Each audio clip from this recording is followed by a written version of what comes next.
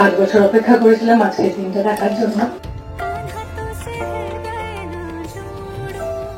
50 থেকে 77 বিনোদিনী হতে 20 কেজি ওজন বাড়িয়েছেন রুক্মিণী।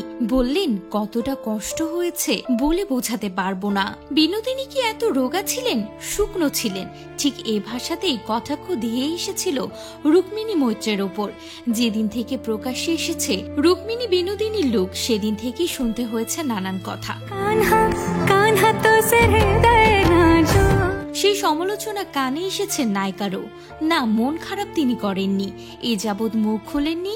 গত 4 বছর ধরে সহ্য করে আসা অমানসিক কষ্ট, বিদ্ধ হয়েছেন শারীরিক যন্ত্রণায়, সে খবর রাখেননি কেউ। 5 বছর অপেক্ষা করেছিলাম আজকের দিনটা দেখার জন্য। সে খবর জানতেও চাননি কেউই। তবে এবার সেই স্ট্রাগল নিয়ে কথা বললেন রুক্মিণী। বললেন জার্নিটা শুরু হয়েছিল সেই 2019-এ। পরিচালক রামকমল মুখোপাধ্যায় রুক্মিণীকে জানান বিনোদিনী দাসীর চরিত্র পর্দায় ফুটিয়ে তোলার কথা ভাবছেন তিনি। এরপর থেকে প্রতিটা দিন চূড়ান্ত অধ্যাবসায় বিনোদিনীকে নিয়ে নানান বই পড়ে ছবিটা করার সিদ্ধান্ত নিয়েই ফেলেছিলেন রুক্মিণী। জানালেন বিনোদিনীর সঙ্গে হওয়া অত্যাচারের কথা জানতে পেরে রাতের পর রাত চোখের পাতা এক হয়নি তার। বারবার মনে হয়েছে পারবেন তো সেই যন্ত্রণা, সেই না পাওয়ার কথা ফুটিয়ে তুলতে। ওজন বাড়াতে হবে জানতেন রুক্মিণী, অথচ তিনি যে 20 কেজি ওজন বাড়িয়েছিলেন শুধুমাত্র এই ছবির কারণে, তা হয়তো অনেকে ঠাউর করতে পারেননি। রুক্মিণী বলেছিলেন, আমি জানি না এই ছবিটা করতে গিয়ে কি পরিমাণ কষ্ট আমাকে করতে হয়েছে। আমার এমনিতে ওজন 50 কেজি, শুধুমাত্র এই ছবির জন্য 50 থেকে 77 হয়েছি আমি।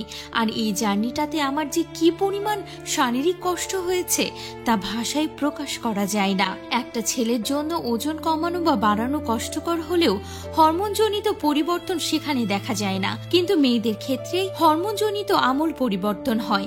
1 বছর হয়ে গিয়েছে, শুটিং শেষ হয়েছে, সেই সমস্যাগুলোর সম্মুখীন আমি আজও হয়ে চলেছি। তা সত্ত্বেও কটাক্ষ থামেনি, চলছে জোর কদমে। তা নিয়ে অবশ্য বিশেষ মাথা ব্যথা নিয়ে তার।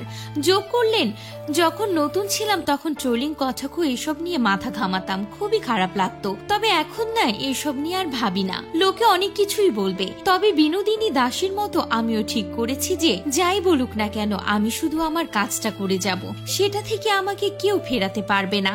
সম্প্রতি বিনোদিনীর ট্রেলার লঞ্চে এসে কান্নায় ভেঙে পড়েছিলেন দেবের রিয়েল লাইফের বিনোদিনী। তড়িঘড়ি তাকে জড়িয়ে ধরে সান্ত্বনা দিতেও দেখা গিয়েছিল দেবকে। তো ভিউয়ার্স, বিনোদিনী চরিত্রে রুক্মিণী কতটা মানানসই অবশ্যই কমেন্ট করে জানাতে ভুলবেন না।